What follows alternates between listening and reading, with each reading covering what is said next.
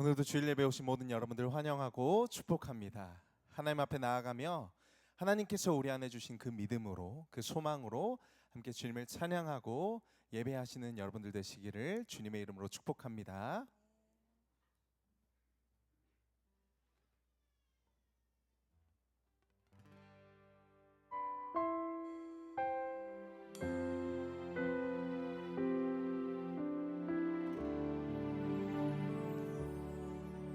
이곳에 임하신 하나님 나라, 미난한 마음으로 바라보리라. 먼저 그 나라 그 뜻 구하며 나의 삶 드리리. 주님이 맡기신 하나님 나라, 믿음의 눈으로 바라보리라. 하늘의 뜻이 이 땅 가운데 완성될 그날까지 믿음 나여 그 위에 서리라. 하나님의 나라는 무너지지 않으니 믿음 나여 그 나라 세워가리라. 주님 곧 오실 때 주님이 맡기신 하나님 나라, 주님이 맡기신 하나님 나라, 믿음의 눈으로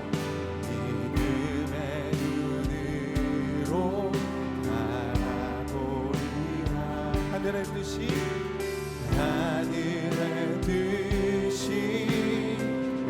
땅 가운데 그날까지 믿음 나여 그 위에 서리라. 하나님의 나라는 무너지지 않으니 믿음 나여 그 나라 세워가리라. 주님 곧 오실 때 믿음 나여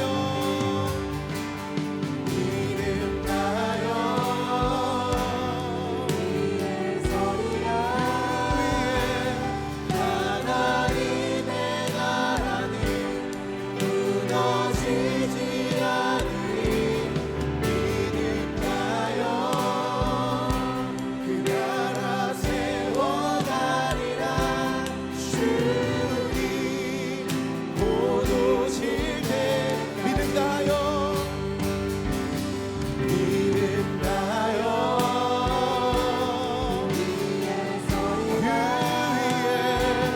하나님의 나라는 무너지지 않으니 믿음 나여 그 나라 세워가리라.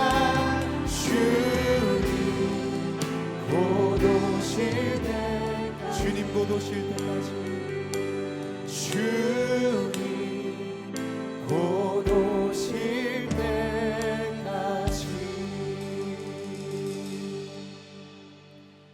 하나님은 영이시니 예배하는 자가 영과 진리로 예배할지니라. 아멘. 다 같이 자리에서 일어나셔서 우리의 신앙을 고백하겠습니다. 나는 전능하신 아버지 하나님, 천지의 창조주를 믿습니다. 나는 그의 유일하신 아들 우리 주 예수 그리스도를 믿습니다. 그는 성령으로 잉태되어 동정녀 마리아에게서 나시고 본디오 빌라도에게 고난을 받아 십자가에 못 박혀 죽으시고 장사된 지 사흘 만에 죽은 자 가운데서 다시 살아나셨으며 하늘에 오르시어 전능하신 아버지 하나님 우편에 앉아 계시다가 거기로부터 살아있는 자와 죽은 자를 심판하러 오십니다. 나는 성령을 믿으며 거룩한 공교회와 성도의 교제와 죄를 용서받는 것과 몸의 부활과 영생을 믿습니다. 아멘. 자리에 앉으시겠습니다.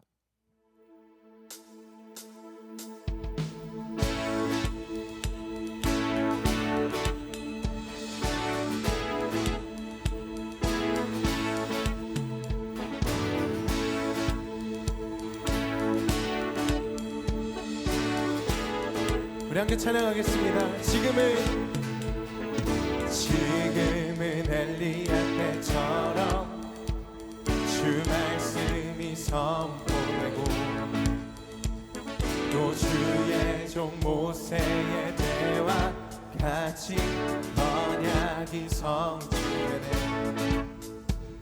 비록 전쟁과 기근과 비가 말란 날이 다가와도 우리는 광야에 외치는 소리 주의 길을 예비하라. 보라 주님 구름 타시고 나팔 불 때에 다시 오시네. 모두 외치세 은혜의 님 시온에서 구원이 임하네.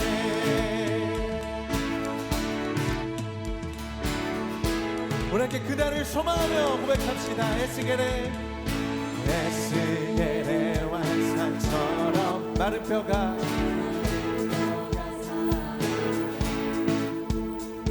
또 주의 종 다윗의 때와 같이 예배가 회복되네. 주수할 때가 이르러 들판은 이어졌네. 우리는 주수와 일꾼 되어 주 말씀을 선포하리. 보라 주님 구름 타시고 나팔 불 때에 다시 오시네. 모두 외치세 이는 은혜의 님 시온에서 구원이. 보라 주님 구름 타시고 나팔 불 때에 다시 오시네. 모두 외치세 이는 은혜의 님 시온에서 구원이 임하네. 보라 주님 구름 타시고 나팔 불 때에 다시 오시네. 모두 외치세 이는 은혜의 님 시온에서 구원이 임하네. 보라 주님 구름 타시고 나팔 불 때에 다시 오시네. 외치세 이는 은혜의 님 시온에서 구원. 우리 한 번 더 보라 주님 구름 타시고 나팔 불 때에 다시 오시네. 모두 외치세 이는 은혜의 님 시온에서 구원이 임하네.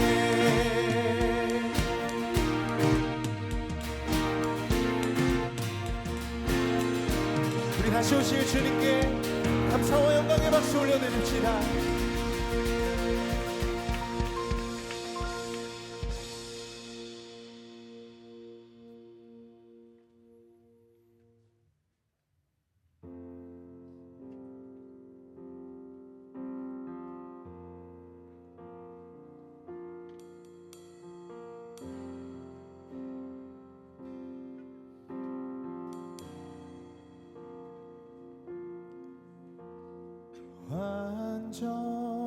완전하신 나의 주 의의 길로 날 인도하소서. 행하신 모든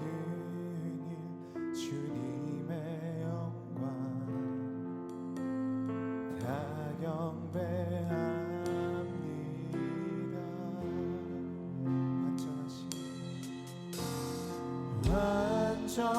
완전하신 나의 그의 길로 나를 인도하소서. 행하신 모든 주님의 영광 경배합니다. 우리 주님을 향하여 예배합니다. 찬양합니다. 주님만 날 다스리소서. 예배합니다. 찬양합니다.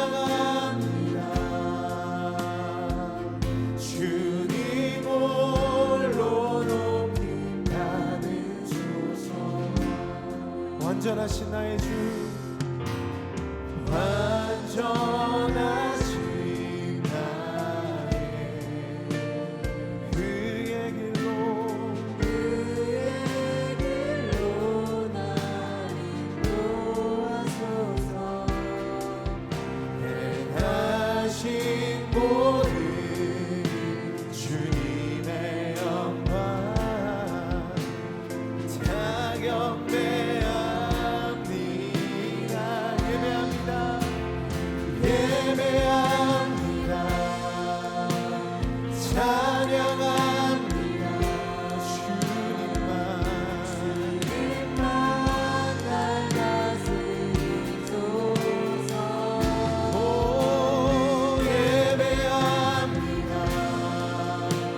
찬양합니다. 주님 홀로 높임 받으소서. 예배합니다. 예배합니다. 찬양합니다. 주님만 날 다스리소서. 주님만 우리 예배 가운데 다스리시고 높임 받으시옵소서. 오 찬양합니다.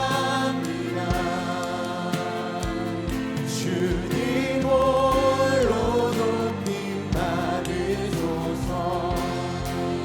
부르신 곳에서 나는 예배하네.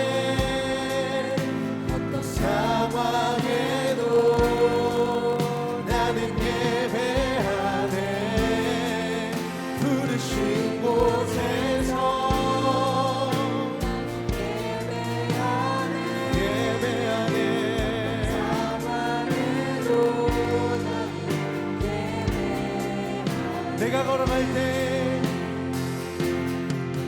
내가 걸어갈 때 길이 되고 살아갈 때 삶이 되니 그곳에서 예배하네. 주님만 내가 걸어갈 때 길이 되고 살아갈 때 삶이 되니 그곳에서 예배하네. 부르신 곳에서 나는 예배하네. 어떤 상황에도 나는 예배하네. 부르신 곳에서 예배하네.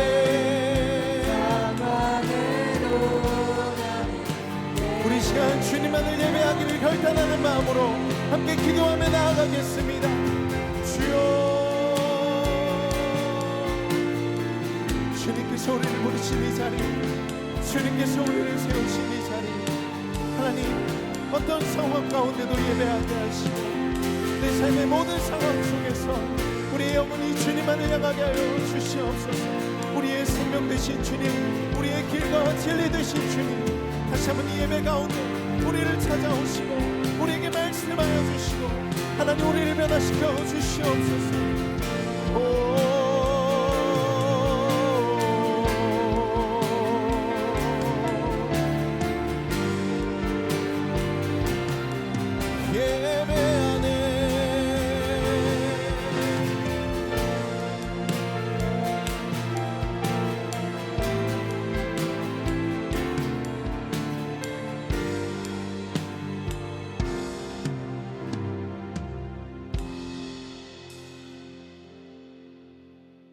전능하신 하나님 아버지, 완연한 가을이 지나가고 찬바람이 옷깃을 여밉니다.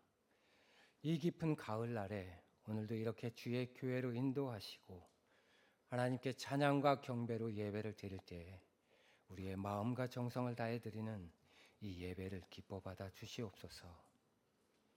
하나님, 새롭게 11월을 맞이하며 주님의 은혜로 여기까지 온 저희를 돌아보시고 이끌어 주심에 감사의 기도를 드립니다. 고난과 시련 가운데서도 저희와 함께 하시고 일용할 양식과 평안을 주신 은혜에 감사를 드립니다. 우리의 가정과 일터, 교회에서 매일의 삶이 주님을 향한 작은 예배가 되게 하시고 주님의 영광을 위해 쓰임받는 저희들이 되게 하옵소서. 하나님 아버지, 우리는 삶 속에서 하나님의 뜻대로 거룩하게 살지를 못했습니다. 주님 가신 길에서 벗어나 내 뜻과 내 의지대로 살아가려 했음을 고백합니다. 저희들은 예수님이 나의 주인이십니다라는 것을 자주 입술로 시인하였으며 나눔이나 교제 시 많이 고백하는 이야기들입니다.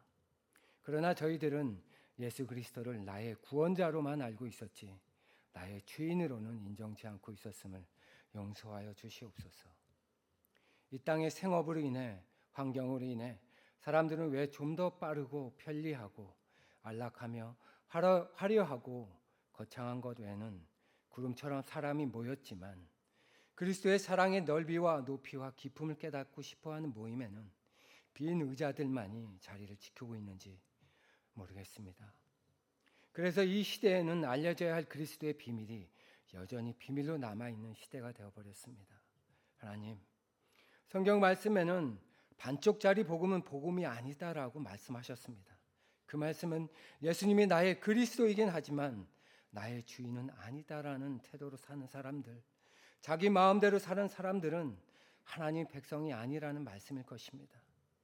주님은 우리의 조력자, 돕는 자가 되어 오신 게 아니라 주님은 우리 삶의 주인으로 오셨음을 놓치지 않게 하옵소서. 이제 저희들 주님만이 우리의 모든 것 되시는 분이심을 고백하게 하시옵소서. 우리는 그 주인이 시키는 것을 기쁘게 순종해 나가야 하는 자들임을 잊지 않게 하시옵소서. 신실하신 주님, 진정한 하나님이시며 성육신 하셔서 사람이신 주 하나님이 작은 떡과 포도주의 형태로 표현됨으로써 그것을 받아들이는 사람이 먹을 수 있도록 허락하심을 감사합니다. 주님은 비참한 우리에게 주님의 고귀한 몸과 피로써 새로운 힘을 허락하셨습니다. 주님의 입술을 통해 주신 말씀으로 이 성례에 참여하도록 초대하셨습니다. 그러니 저희들에게도 저 멀리 있는 수가성 여인을 찾아 생명수가 되어 주셨듯이 무지한 38년 된 병자를 긍휼히 여김에 고쳐 주었듯이 은혜를 베푸시옵소서. 주님의 비천하고 부족한 저희들이 적어도 가끔은 이 거룩한 식탁에서 주님의 사랑을 가슴 깊이 조금이라도 느낄 수 있도록 허락해 주시옵소서. 그래서 저희 믿음이 성장하게 하시고 선하신 주님에 대한 저희들의 소망이 더 자라나게 하시고 주님의 뜻대로 살아서 당신이 다 달라고 요구하시면 나의 생명까지도 드릴 수 있는 믿음을 허락하여 주시옵소서. 하나님 아버지, 한 영혼도 실족하길 원치 않으시는 하나님의 뜻을 기억하며 지금도 세계 곳곳에 나가 복음을 전하는 주의 종들이 있습니다. 보내신 이도 하나님이시고 일하시는 분도 하나님이시며 열매를 거두시는 분도 하나님이심을 믿습니다. 저들이 선교지에서 최선을 다해 사역하면서 결과로 낙심하거나 교만하지 않게 하시고 모든 것을 하나님께 맡기고 순종하는 사역자가 되게 하시옵소서. 전하는 말씀과 삶의 모습이 주의 입술과 손과 발이 되어 그 땅의 백성들을 치유하며 주를 섬기게 하옵소서. 고통 가운데 있는 그 땅의 눈물을 닦을 때마다 주님께서 선교사님들의 눈물을 닦아주시고 아름다운 하나님의 나라가 그 땅 가운데 임하게 하시옵소서. 하나님 아버지, 오늘도 생명의 말씀을 증거하시는 담임 목사님을 붙들어 주시옵소서. 성령의 음성에 항상 깨어있게 하시고 성령의 능력을 덧입혀 주셔서 나아갈 길과 행할 바를 밝게 알게 하시옵소서. 그래서 목사님의 교회를 향한 기도가 저희들의 기도로 하나 되어서 하나님의 아들을 믿는 것과 알아가는 것에 하나가 되고 온전한 사람이 되어서 그리스도의 충만하심의 경지에까지 이르게 하시옵소서. 이제 목사님이 하나님의 말씀을 받은 종으로 되어나십니다. 하나님께서 우리에게 만나를 주신 이유를 알게 하시고 우리는 그 만나를 통해서 이 만나가 우리에게 행복을 가져다 주는 것이 아니라 우리는 하나님의 말씀을 순종하며 하나님께 의지하며 살게 될 때가 정말 행복한 것이구나라는 것을 깨닫게 해 주시옵소서. 하나님, 마음과 정성을 다해 찬양하는 찬양대를 살피시고 부르는 자나 듣는 모든 예배자가 큰 기쁨을 안고 주님께 모든 영광을 돌리게 하시옵소서. 우리의 영원한 생명과 소망으로 다시 오실 예수 그리스도의 이름으로 기도합니다. 아멘.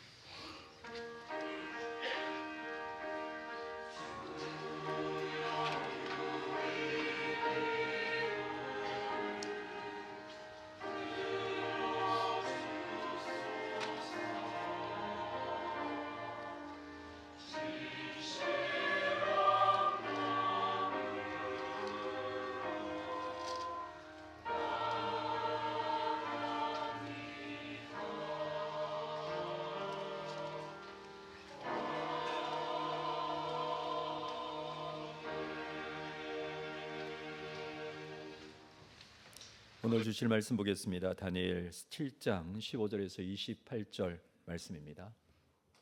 다니엘서 7장 15절에서 28절 말씀을 한 절씩 교독하겠습니다. 나 다니엘이 중심에 근심하며 내 머릿속에 환상이 나를 번민하게 한지라.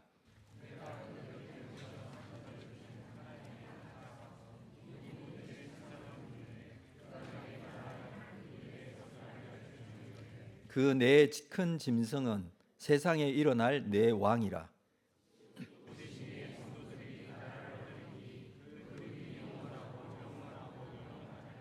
이에 내가 넷째 짐승에 관하여 확실히 알고자 하였으니 곧 그것은 모든 짐승과 달라서 심히 무섭더라. 그 이는 쇠요 그 발톱은 노시니 먹고 부서뜨리고 나머지는 발로 밟았으며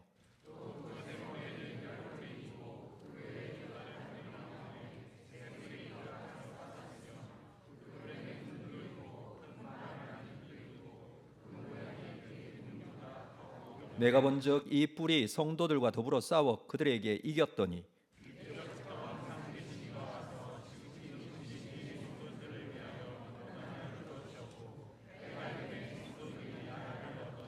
모신자가 이처럼 이르되 넷째 짐승은 곧 땅의 넷째 나라인데 이는 다른 나라들과 달라서 온 천하를 삼키고 밟아 부서뜨릴 것이며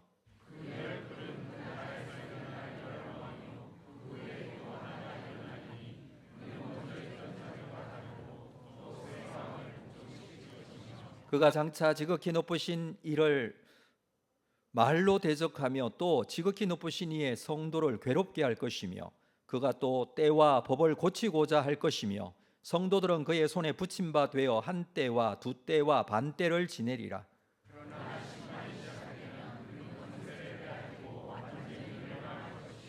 나라와 권세와 온 천하 나라들의 위세가 지극히 높으신 이의 거룩한 백성에게 붙임 바 되리니 그의 나라는 영원한 나라이라. 모든 권세 있는 자들이 다 그를 섬기며 복종하리라.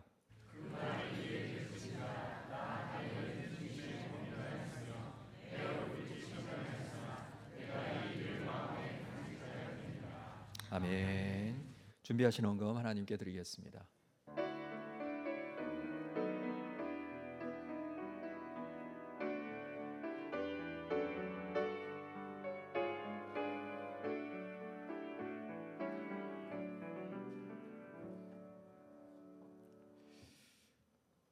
거룩하신 아버지 하나님, 귀한 주일 주님 앞에 나오며 주신 감사의 제목들을 담은 감사 헌금을 드립니다. 소득의 10분의 1을 구별한 11조 선교, 장학, 구제건축원금, 하나님께서 우리에게 주신 놀라운 은혜에 감사하는 마음으로 주의 나라에, 하나님의 복음의 역사에, 생명 구원의 역사에 쓰임받기를 원합니다. 주님, 우리에게 삶의 주인 되시고 살아계신 아버지 하나님의 거룩하신 뜻 가운데 우리를 불러주심에 감사하며 귀하게 헌금으로 예물하며 하나님께 영광 돌리며 나아가는 심령이 살아계신 아버지 하나님 오셔서 채워주시는 은혜가 가득한 귀한 시간 되게 하여 주시옵소서. 예수님의 이름으로 기도합니다. 아멘. 이부 찬양대의 찬양이 있겠습니다.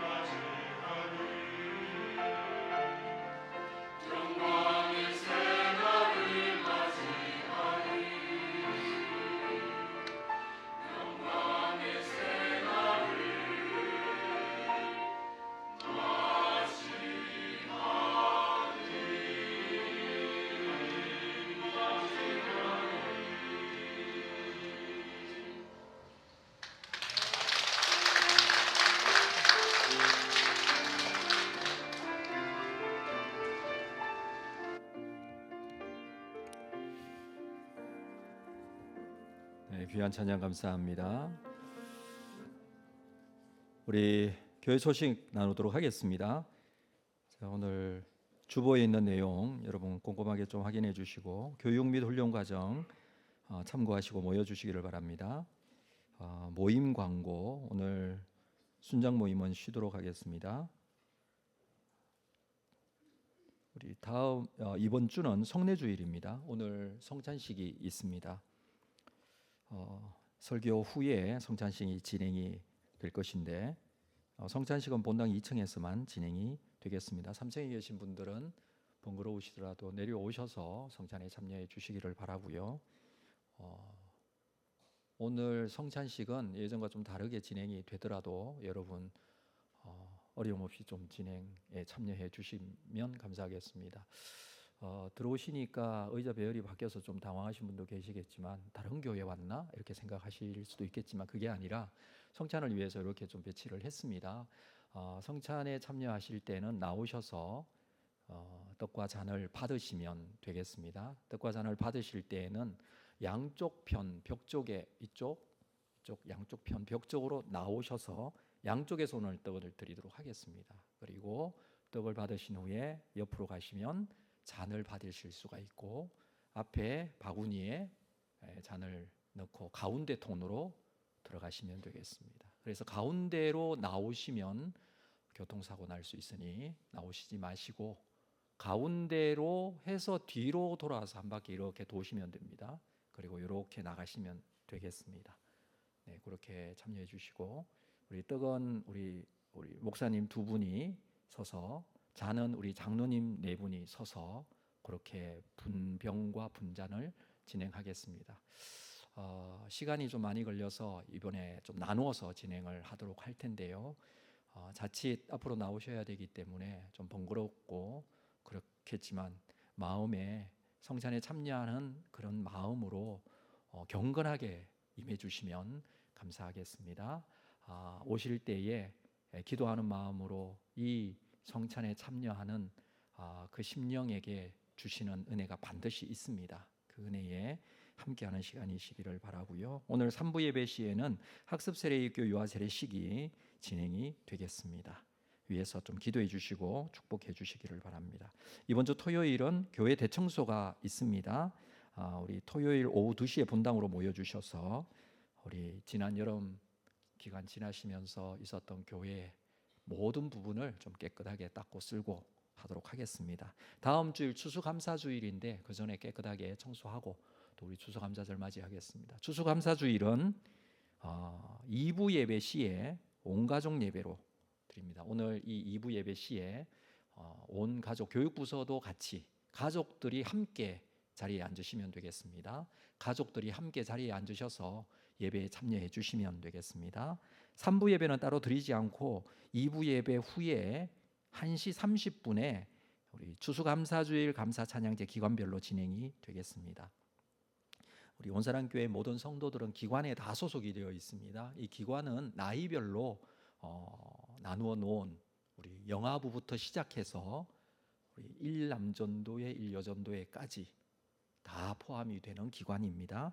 기관별로 준비한 찬양제로 하나님께 함께 영광 돌리는 그런 시간이 됐으면 좋겠습니다. 오늘 오후 3시부터 순장수련회가 시작이 됩니다. 순장분들 다 참여해 주시고 위에서 기도해 주시면 감사하겠습니다. 지난주에도 등록한 새 가족 우리 맞이해 주시고 축복해 주시고 환영해 주시기를 바랍니다. 오늘 주님 앞에 나온 모든 분들 주의 사랑으로 환영하고 축복합니다. 앞뒤 좌우로 한번 인사하도록 하겠습니다. 사랑합니다. 축복합니다. 잘 오셨습니다. 네, 오신 모든 분들 주의 이름으로 환영합니다. 축복합니다. 오늘 말씀 먼저 나누도록 하겠습니다. 다니엘 7장 말씀 우리 뒷부분의 말씀을 좀 보도록 하겠습니다. 다니엘은 사실 바벨론과 페르시아를 걸쳐서 이 나라들에 있어서 가장 지혜로운 사람이었습니다. 왜냐하면 왕들의 꿈도 다 해석해주고 사람들이 읽지 못하는 벽에 쓰여진 글도 해석해주고 참 지혜로운 사람이었다라고 할 수 있겠지만 그런 다니엘이 자기가 본 환상으로 인해서 근심하고 번민하게 됩니다. 자, 오늘 말씀 15절은 그렇게 시작이 되고 있죠. 다니엘이 중심에 근심하고 머릿속에 환상이 나를 번민하게 했다.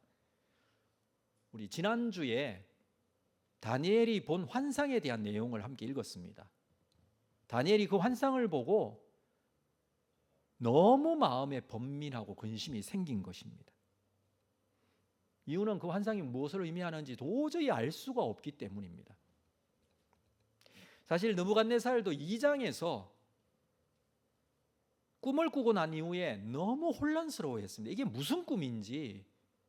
그래서 바빌론의 온 지혜자들을 불러놓고 내 꿈을 나에게 말해달라. 자기 꿈을 말하지도 않으면서 말해달라. 그 꿈에 대한 내용과 해석을 말해주지 않으면 내가 너희들 다 죽이겠다고까지 했습니다. 느부갓네살이 그렇게 혼란스러워하고 힘들어했는데 지금 다니엘이 느부갓네살처럼 되었습니다. 너무 혼란스럽고 번민하고 있습니다. 다니엘의 그 꿈은 지난주에 보았던 말씀의 내용이죠. 바다와 하늘에서 있었던 환상. 바다에서는 네 방향의 바람이 큰 바다에 불고 있을 때 네 짐승이 올라왔다 그랬어요. 첫 번째 짐승의 모양은 사자와 같은데 독수리의 날개가 있었다. 둘째 짐승은 곰 같은데 한쪽이 들렸고 입에 이사이에 새 갈빗대를 물고 있었다. 셋째 짐승은 표범 같은데 등에 새의 날개 넷이 있고 머리가 넷이었다. 네 번째 짐승, 이 짐승은 앞의 짐승과 다르게 매우 크고 강력한데 이 짐승의 특징은 10뿔이 있고 그 10뿔 중에 또 새로운 작은 뿔이 솟아났다. 이렇게 한 환상이었습니다. 자, 이것은 이미 해석을 했습니다만 일어난 나라들에 대해서 왕들에 대한 이야기다라고 했었죠. 그렇지만 여기서 끝나지 않고 두 번째 환상이 있었습니다. 그 환상은 하늘의 모습이었습니다. 세상은, 이 바다는 이런 짐승들로 인하여 혼란스럽고 어렵고 무섭고 이러지만 하늘의 환상, 이 하늘의 모습은 하늘 보좌에 앉으신 하나님의 모습을 보게 했습니다. 그리고 하늘 구름을 타고 인자 같은 이를 보게 하시면서 이 환상이 나누어져 있음을 깨닫게 했죠. 이 환상을 본 다니엘의 입장에서 지금 혼란스럽고 번민하고 있다라는 것입니다. 자, 이럴 때에 너무 혼란스럽고 이해가 되지 않는 이 내용으로 인해서 다니엘이 한 행동은 16절 볼까요? 내가 그 곁에 모셔 선 자들 중 하나에게 나아가서 이 모든 일의 진상을 물으매. 모셔 선 자들, 이 모셔 선 자들이랑 하나님 앞에 모셔 선 자들입니다. 천사라고 할 수가 있겠죠. 천사에게 이 모든 일의 진상을 묻습니다. 자기가 본 환상에 대해서 천사에게 묻고 있습니다. 여러분, 묻는다는 것은 굉장히 중요합니다. 모르는 건 물어야 되겠죠. 근데 물을 때도 누구에게 묻는가가 중요해요. 누구에게 물어야 될까요? 하나님께 물어야 되겠죠. 그래서 지금 천사에게 묻는 것이죠. 다른 사람이 가르쳐 주는 건 아니에요. 우리도 정말 신앙생활을 하면서 묻고 싶은 게 많을 거예요. 그러면 그 신앙생활에 정확한 질문을 해야 합니다. 잘 해야 돼요. 다른 이에게 해서는 안 되고요.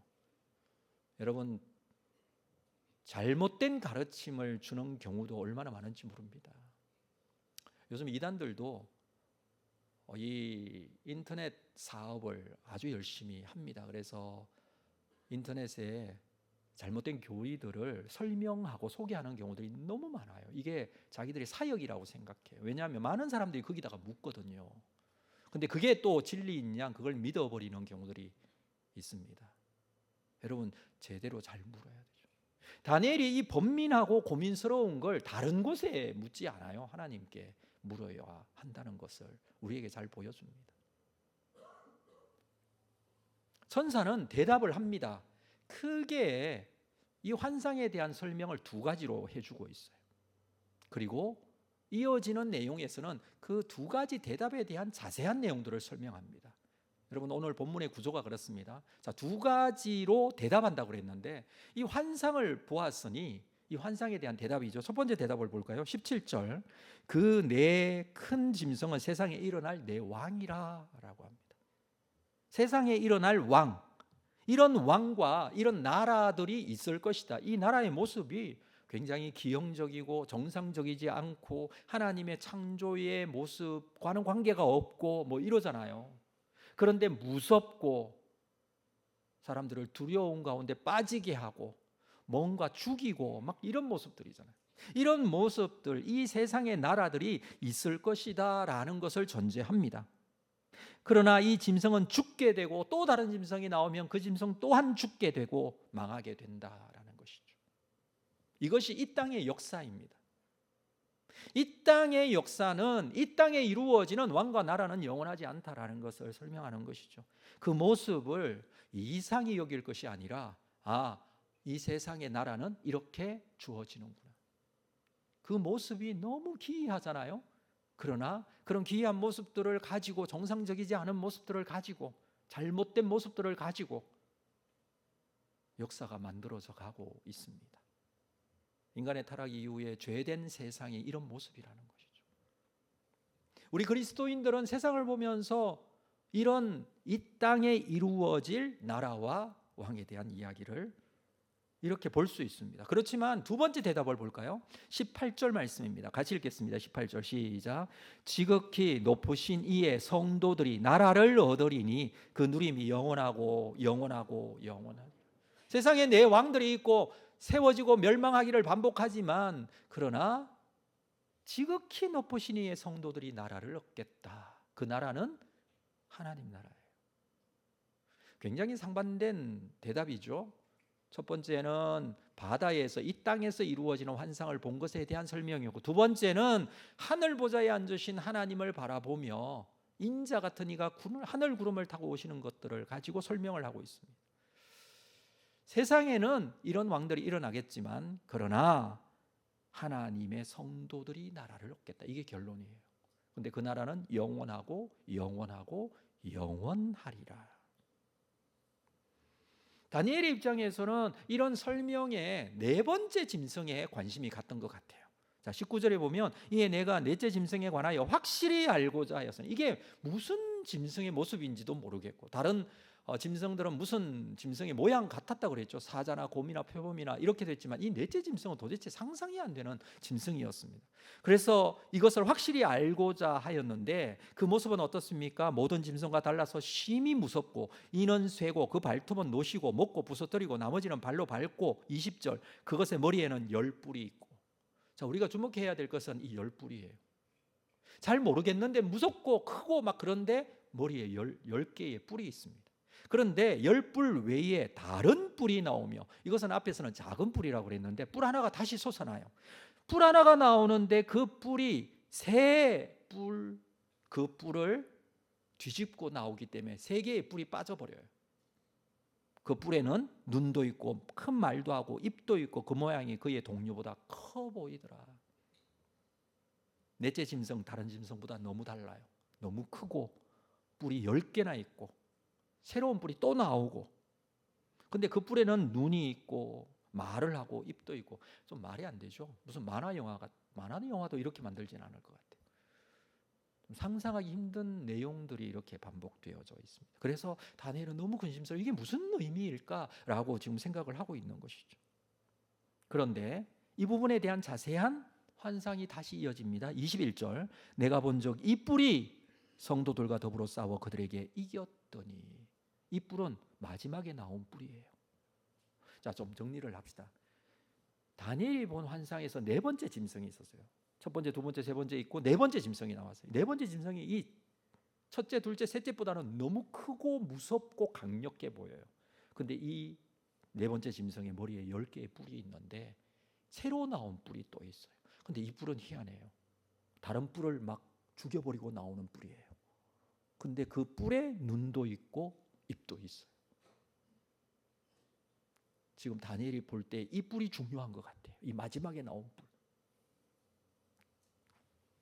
근데 그 뿔이 21절 성도들과 더불어 싸워 그들에게 이겼다라고 말하고 있습니다.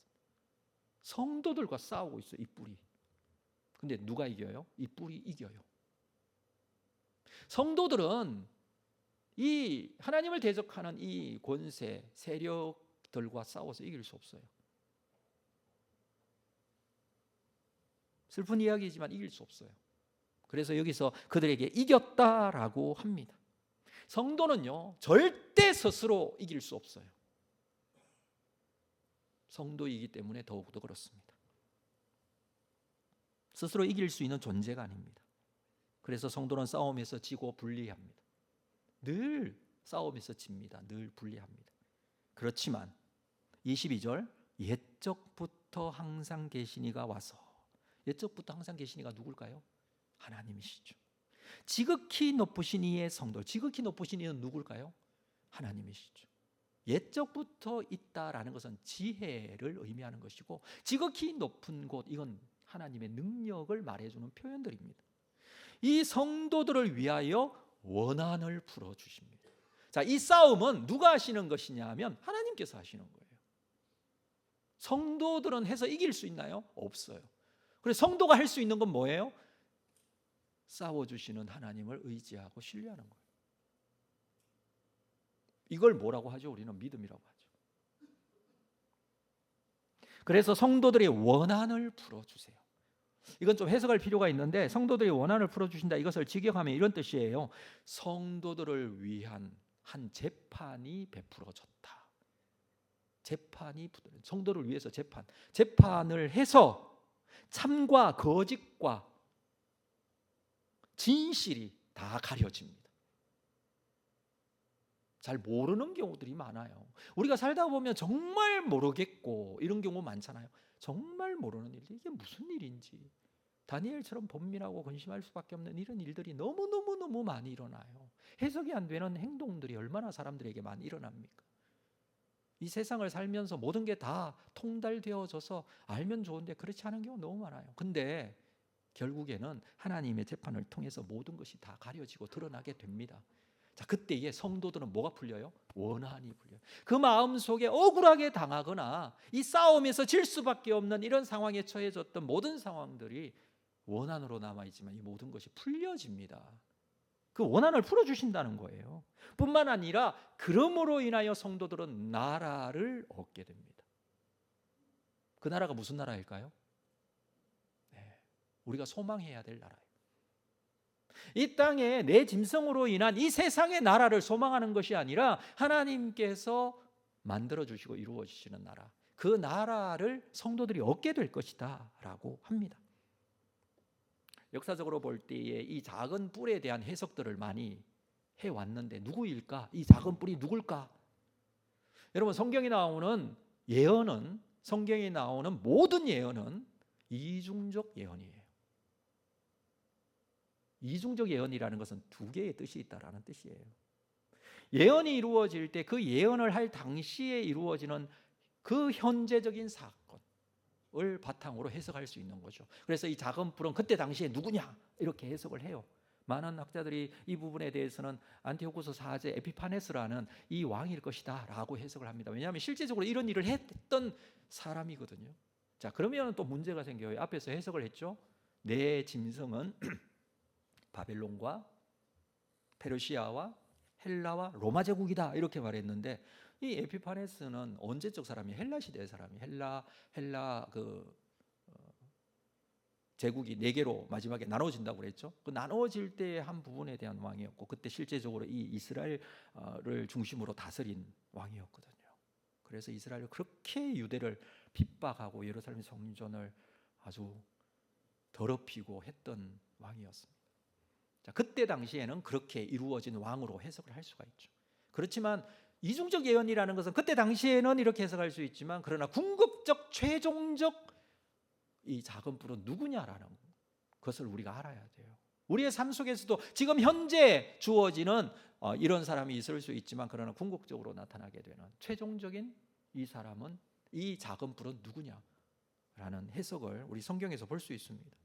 마지막에 나타나게 되는 강력한 무법자를 의미한다고 할 수 있는데 이것을 바울은 멸망의 아들이라는 표현을 썼어요. 데살로니가전서 2장 3절 말씀 제가 읽어드리겠습니다. 누가 어떻게 하여도 너희가 미혹되지 말라. 먼저 배교하는 일이 있고 저 불법의 사람 멸망의 아들이 나타나기 전에는 그날이 이르지 아니하리라. 멸망의 아들이 나타난다. 바울이 데살로니가 교회 성도들에게 마지막 잘못된 종말론을 가지고 있는 자들에게 보내진 그런 내용이잖아요.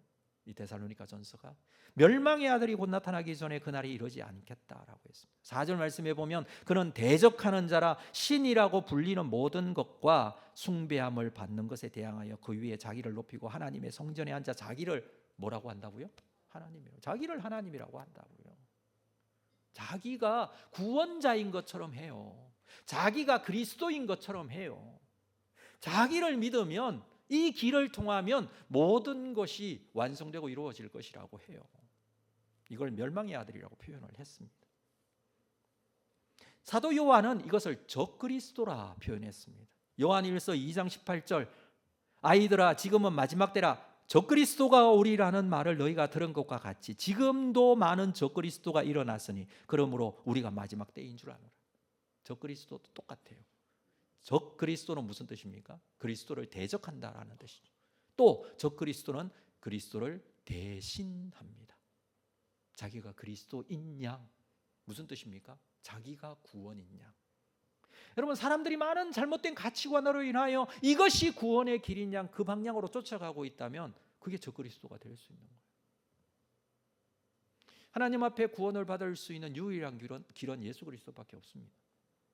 그런데 이것을 반대하는 모든 것들은 적그리스도이고 멸망의 아들이고 사람들을 유혹하고 강력하게 나타나 성도들과 싸워서 이기는 자들이에요. 우리가 이길 수 없어요. 성도들 이길 수 있는 방법은 한 가지 방법밖에 없어요. 대신 싸우시고 대적하시고 심판하시는 하나님. 오늘은 그 이야기를 여기서 해주고 있는 거예요. 자, 24절 오늘 본문을 볼까요? 그 열 뿔은 그 나라에서 일어날 열 왕이요 그 후에 또 하나가 일어나니 그는 먼저 있던 자들과 다르고 또 새 왕을 복종시킬 것이다.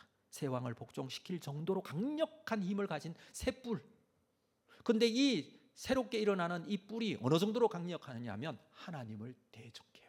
25절 그가 장차 지극히 높으신 이를 말로 대적하며 하나님을 대적해요. 뿐만 아니라 지극히 높으신 이의 성도들을 괴롭게 해요.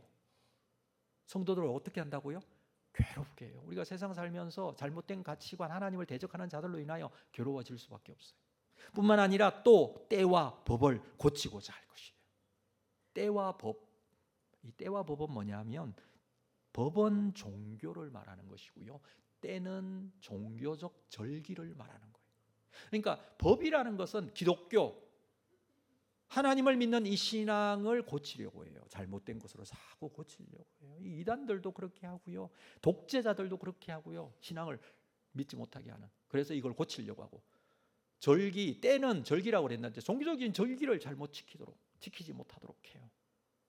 오늘 무슨 절기입니까? 성례주일이죠. 우리가 그리스도의 몸과 피를 먹고 마시면서 우리의 구원에 대한 확신을 가지는 날인데 이것도 절기라고 할 수 있어요. 추수감사절 이거 있을 필요가 없다. 아니에요. 우리에게 주신 정말 좋은 절기예요. 여러분 이때 당시에 신약 성경 대학을 수강하시는 분들은 아마 중간기에 대한 부분을 많이 공부를 하셨을 거예요. 이 굉장히 중요한 내용인데 성경에는 따로 이 역사에 대해서는 나오지 않아요. 말라기 선지자 이후에 세례요한이 나타나기 전까지 400년의 공백기가 있는데 이때 정말 많은 역사적인 내용들이 있어요. 그래서 신약 성경 대학을 꼭 하시라고 말씀을 드렸어요. 여기에 보면 이때에 무슨 일이 있어요. 이 에피파네스라는 이 안티오코스 4세가 예루살렘 성전을 무너뜨리기 위해서 거기다가 제우스 신상을 세우고 예루살렘 성전에 돼지 피를 뿌리고 완전히 종교 말살 정책을 해요. 유대인들이 그 율법적인 계명을 지키지 못하게 하고 막 그렇게 해요. 나중에 마카비 형제를 통해서 이게 수복이 되죠. 성전을 다시 회복하죠. 이게 이 날을 기념하는 게 수전절이라는 절기. 성경에는 안 나오지만 신약 성경에 예수님 수전절에 대한 내용이 나오는 이유예요. 그래서 이 사람이 이 작은 뿔이 안티오쿠스 4세구나 이때 당시에 사람들은 이렇게 생각한 거예요. 아, 그렇구나. 이때를 지난 사람들은 그때 그게 저 그리스도였구나. 근데 예수님 다시 오시는 것은 아니잖아요. 그래서 우리에게 궁극적으로 이루어지게 될 이 작은 뿔과 같은 강력한 힘을 가진 무법자, 하나님을 믿지 못하게 하고 종교와 절기를 폐하게 하고 성도들을 괴롭히고, 그러면서 25절 마지막에 보면 그의 손에 붙임받아 한 때와 두 때와 반 때를 지나리라. 한 때와 두 때와 반 때 하니까 참 해석하기가 쉽지 않습니다. 여러분, 성경을 읽다가 보면 숫자들이 좀 많이 나오는데 그 숫자에 대한 개념을 정확하게 해석하는 것은 무리가 있는 경우들이 되게 많아요. 그 숫자가 의미하는 바가 있기는 해요. 근데 한때, 때가 무슨 의미일까? 이 기간을 말하는데 어떨 때는 이 때를 1년으로 보기도 합니다. 그래서 4장에 보면 느부갓네살 왕이 하나님 앞에 벌받아 짐승처럼 살게 된 때를 7때라는 표현이 나오는데 그 때가 7년이었거든요. 아, 그러면 이 때가 한 때, 두 때, 반 때니까 계산해 보니까 3년 반이구나.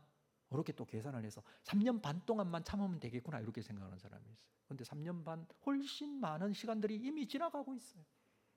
무슨 의미냐면 이 때라는 것은 기간이라고 그랬고요, 정확하게 번역하면 이런 뜻이에요. 한때.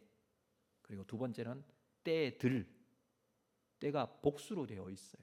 두 때를 설명하는 게, 이 두 때는 번역을 그렇게 한 거고, 때들 또 반때.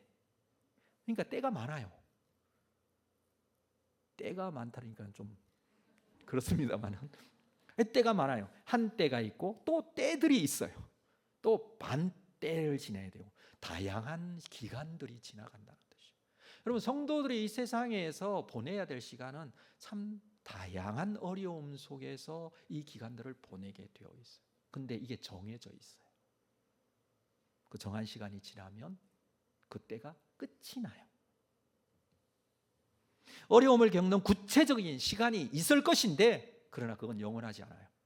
그건 지나가요. 자, 26절 볼까요? 그러나 심판이 시작되면 그는 권세를 빼앗기고 완전히 멸망할 것이다. 하나님의 심판이 시작되면 아무리 강력한 무법자여도 세상의 모든 세력들과 싸워서 이기고 성도들을 괴롭히고 때와 법을 바꾸어 버리는 그런 세상을 다 휘두르는 권세가 있더라도 하나님의 심판이 시작되면 그 권세를 빼앗기고 완전히 멸망할 것입니다. 그리고 최종적인 모습을 우리에게 설명합니다. 27절 볼게요. 27절은 같이 읽겠습니다. 시작. 나라와 권세와 온 천하 나라들의 위세가 지극히 높으신 이의 거룩한 백성에게 붙임 바 되리니 그의 나라는 영원한 나라이라 모든 권세 있는 자들이 다 그를 섬기며 복종하리라. 믿으십니까? 나라 권세 온천하 나라들의 위세가 거룩한 백성에게 붙임 바 되겠다. 이게 결과예요. 결론이에요. 마지막이에요. 그의 나라, 하나님 나라는 영원한 나라가 될 것입니다. 모든 권세 있는 자들이 그 앞에 복종하게 될 것입니다. 여러분, 사실 이 내용, 우리가 7장에 나오는 다니엘이 본 환상, 이 짐승들의 네 짐승에 대한 환상은 무엇과 내용이 똑같으냐 하면 2장에서 느부갓네살 왕이 꾸었던 꿈과 똑같은 내용이에요. 나라들이 있을 것이고 그 나라들은 다 강력할 것이고, 그러나 2장에서는 손대지 아니한 돌이 날아와서 그 신사를 어떻게 해요? 부서뜨리고 하나님 나라가 세워질 것이다 라는 내용이었죠. 오늘 본문에 나오는 내용도 그 내용이에요. 네 짐승이 있고 나라들, 강력한 왕들이 세상을 다스리고 사람들을, 성도들을 괴롭게 할 것이지만 결국에는 하나님의 심판이 있을 것이고 하나님의 백성들이 함께하는 하나님 나라가 완성될 것이다. 왜 똑같은 내용을 또 얘기할까요?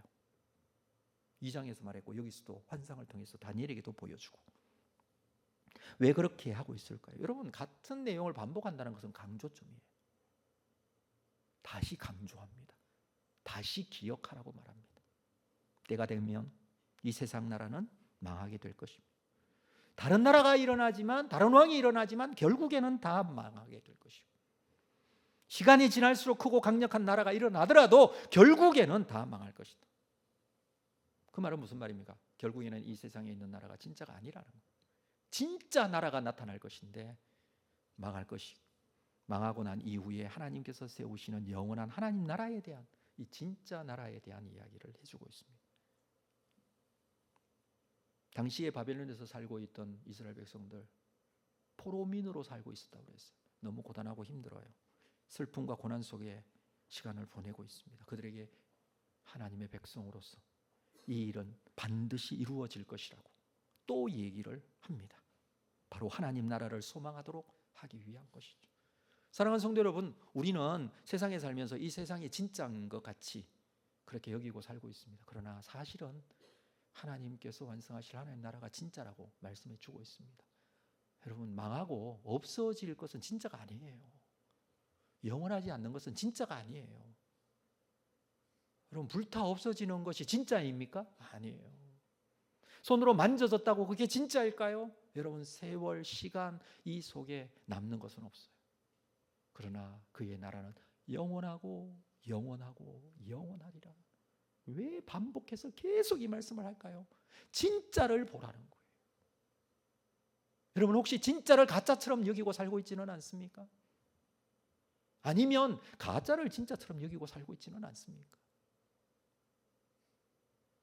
우리가 진짜를 볼 수 있는 신앙과 믿음을 가지고 그 진짜를 붙들고 살 때에 영원한 하나님 나라에 대한 소망이 마음속에 확신하다면 지금 현재가 마음속에 감사와 기쁨의 시간들이 될 줄 믿습니다. 오늘 우리가 성찬식을 할 거예요. 예수님께서 잡히시기 전날 밤 제자들을 불러 모아놓고 진짜가 무엇인지에 대해서 지금 말씀하시는 거예요. 내 피를 먹고 마시고 내 몸을 먹는 이것이, 나를 믿고 구원받는 이것이 진짜다라고 말씀하시는 거예요. 가짜는 많이 있어요. 어렵게 만들고 힘들게 하는 가짜들이 계속 반복될 거예요. 제자들은 진짜를 알고 난 이후의 삶이 완전히 변화되어집니다. 세상 속에 나가서 이 일에 우리가 증인이라고 하면서 그들에게 진짜를 설명하고 보여주고 증거합니다. 사랑하는 성도 여러분, 오늘 성찬에 참여하셔서 마음속에 진짜 예수 그리스도의 구원자 되심을 고백하고 그 고백의 힘으로 세상 속에 믿음으로 승리하는 여러분의 삶의 모습이 되시기를 주의 이름으로 축복합니다. 우리 성찬식을 시작하겠습니다. 찬송가 144장 1절 부르면서 우리 하나님께 나아가겠습니다.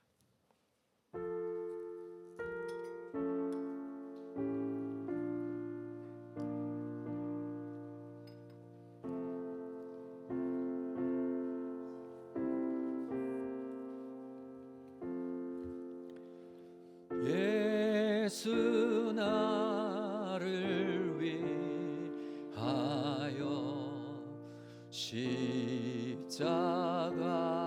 십자가를 질 때 세상 죄를 지시고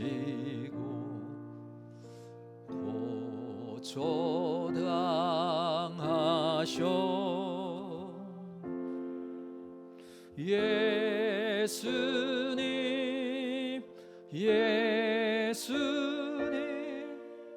나의 죄 위하여 보배 피를 흘리니 죄인 받으소서.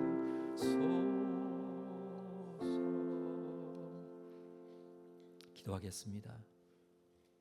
예수님께서 잡히시던 날 밤, 잡히시기 전에 제자들과 떡과 잔을 가지고 축사하시면서 그들에게 내 살을 먹고 내 피를 마시는 자는 영생을 가졌고 마지막 날에 내가 다시 살리라고 말씀하셨습니다.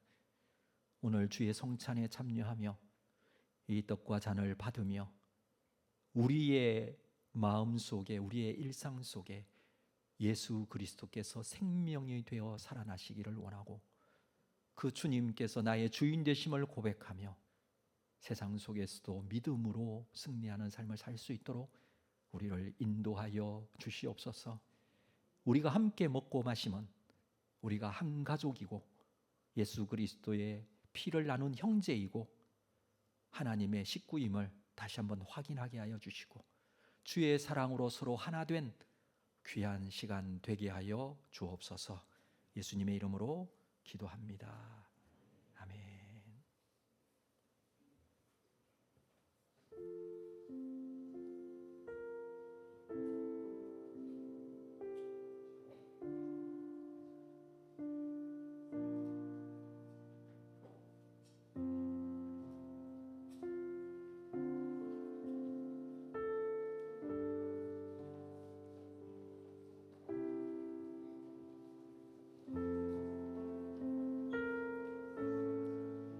우리 세례 받으신 분이 성찬에 참여하실 수 있습니다. 경건한 마음으로 성찬에 임해 주시면 되겠습니다. 주 예수께서 잡히시던 날 밤에 떡을 가지사 축사하시고 떼어 이르시되 이것은 너희를 위하는 내 몸이니 이것을 행하여 나를 기념하라. 또 잔을 가지사 감사기도 하시고 그들에게 주시며 이르시되 너희가 다 이것을 마시라.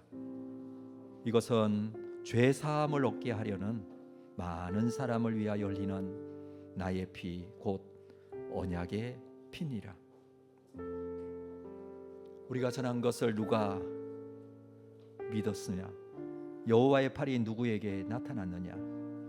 그는 주 앞에서 자라나기를 연한 순 같고 마른 땅에서 나온 뿌리 같아서 고운 모양도 없고 풍채도 없은즉 우리가 보기에 흠모할 만한 아름다운 것이 없도다. 그는 멸시를 받아 사람들에게 버림바 되었으며 강고를 많이 겪었으며 질고를 아는 자라. 마치 사람들이 그에게서 얼굴을 가리는 것 같이 멸시를 당하였고 우리도 그를 귀히 여기지 아니하였도다. 그는 실로 우리의 질고를 지고 우리의 슬픔을 당하였거늘 우리는 생각하기를 그는 징벌을 받아 하나님께 맞으며 고난을 당한다 하였노라. 그의 찔림은 우리의 허물 때문이요 그가 상함은 우리의 죄악 때문이라. 그가 징계를 받음으로 우리는 평화를 누리고 그가 채찍에 맞음으로 우리는 나음을 받았도다. 우리는 다 양 같아서 그릇 행하여 각기 제 길로 갔거늘 여호와께서는 우리 모두의 죄악을 그에게 담당시키셨도다. 주님께서 오늘도 우리와 함께 하심을 감사합니다. 예수 그리스도께서 친히 이 예식을 세우시고 예수께서 나를 위하여 십자가에 죽으심을 기념하며 이 예식에 동참하게 됩니다. 우리는 이 예식에 참여함으로 구원에 대한 확신과 온전한 신앙생활을 해나갈 수 있습니다.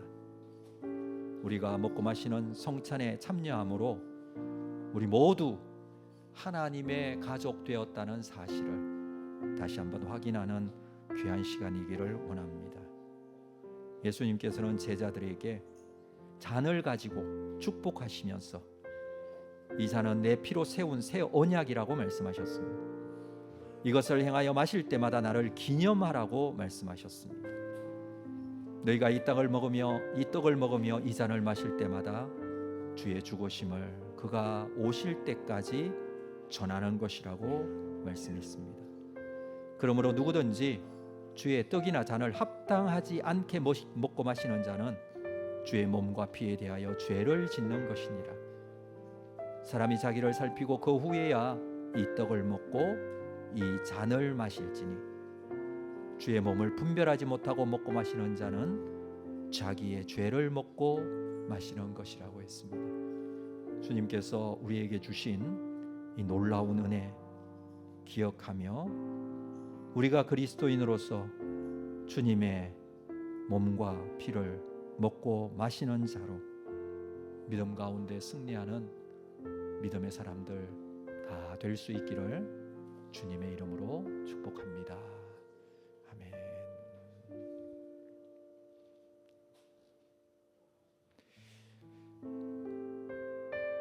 이에 그들이 찬미하며 감람산으로 가니라.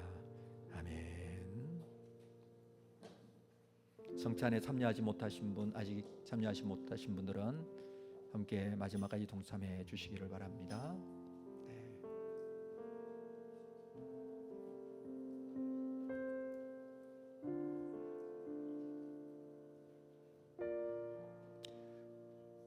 우리 모두 자리에서 일어나시겠습니다.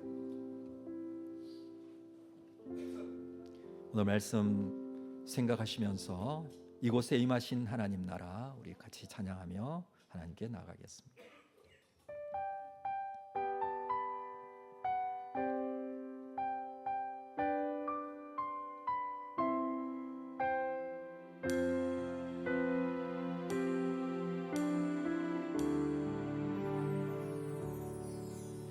이곳에 임하신 하나님 나라 가난한 마음으로 바라보리라. 먼저 그 나라 그 뜻 구하며 나의 삶 드리리. 주님이 맡기신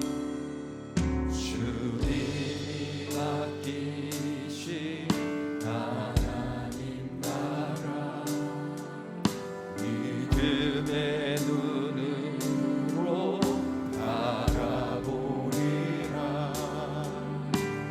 하늘의 뜻이 이 땅 가운데 완성될 그날까지 믿음 다요 그날의 서리라.